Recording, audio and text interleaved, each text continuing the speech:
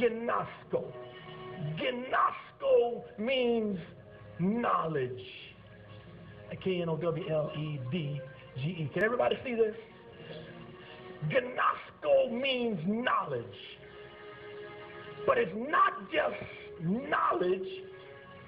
When he started his letter out, he says, Timothy, these are some things that you must also understand. These are some things that you also must acknowledge. Are you understanding me? There are some things that he wrote about that is affecting our society now. It wasn't so bad. Well, it was bad then, but he was talking about the last days. But he said this, know also.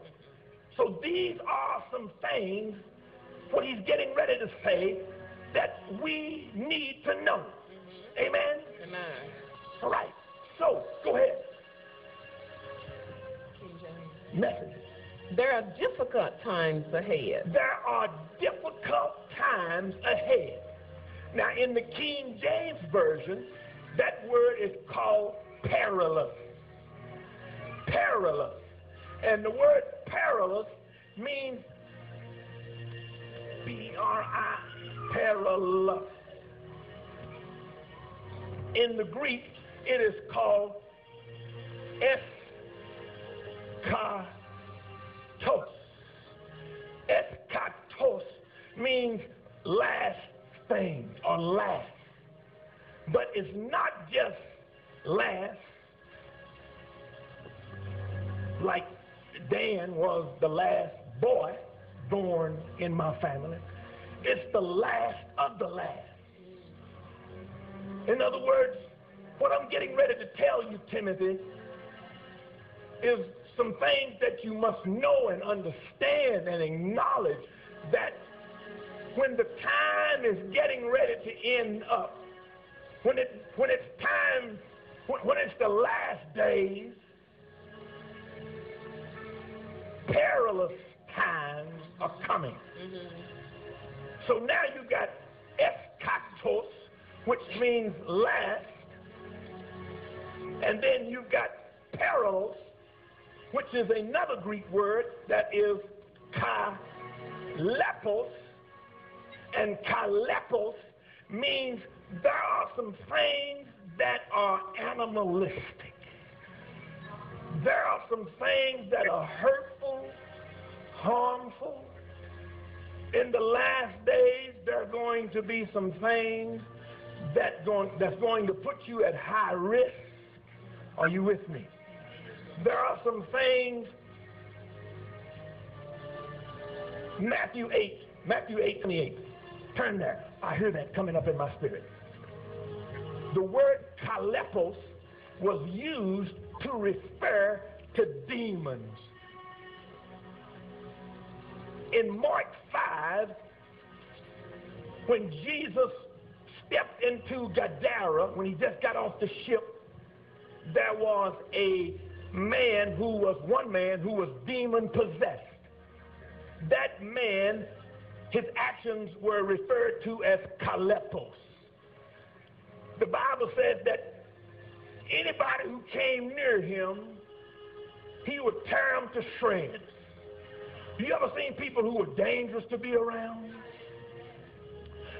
But in Matthew 8:28, Jesus is not talking about one demon-possessed man. Read that, sweetheart.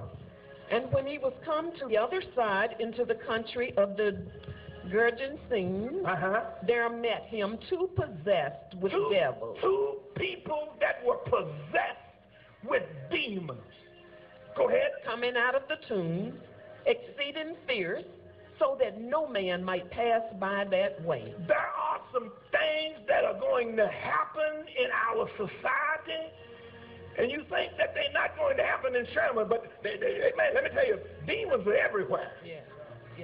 And just because it happened in Ohio, don't think that demons don't travel to Sherman. They'll travel to Sherman and they'll get on your street. But guess what? They just don't want to sit on your street. You know where they want to go? They want to go in your house in you. And they will cause you to act harmful, and you will be a high risk. That's what that word kalepos means, a high risk. Because I've got so much anger in me. I've got so many things that are in me. And it's not good to be around me at times because I might go off on you. Matter of fact, the things that comes to my mind, I don't want to tell you because I'm embarrassed of the things that I think about. That's what Paul was writing to Timothy about. And then he began to enumerate all the things. Begin to talk about, enumerate some of the things that's going to happen. Listen at this now. As the end approaches, as the last days, that's eschatos. People are going to be self-absorbed. People are going to be self-absorbed. Money. You know what that means? Selfish. Selfish. How many know that selfishness is not the Spirit of God? When people are selfish, let me tell you something. You think they're going to support the church. They ain't going to support the church. They ain't going to support you.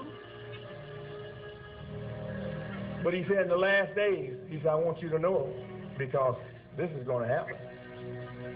Amen? Am I in the Word? Yes. Isn't it good to be in the Word? Explain the Word to me. I want to understand it. Selfish. Can you say selfish? Selfish. Go ahead. They're going to be money hungry. They're going to be money hungry. Self-promoting. Do you know that when you're in deliverance ministry, it doesn't pay a lot? Because some people don't want to deal with their issues and problems. That's right. Some people will go to the preacher and say, look, Pastor, don't deal with these. And some pastors won't have nothing to do with deliverance. If you ask them to pray for you, they say, I'm already praying, honey. Bless you, baby. Bless you, sugar. Now give me my check. You see what I'm saying? Do you know it would have been easier if I wouldn't deal with some things that I deal with?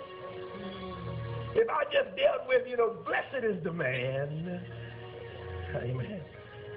Selfish, money hungry. Go ahead. Self-promoting. Self-promoting. Stuck up. Stuck up. You're going to see these things in the church. Anybody know what stuck up means?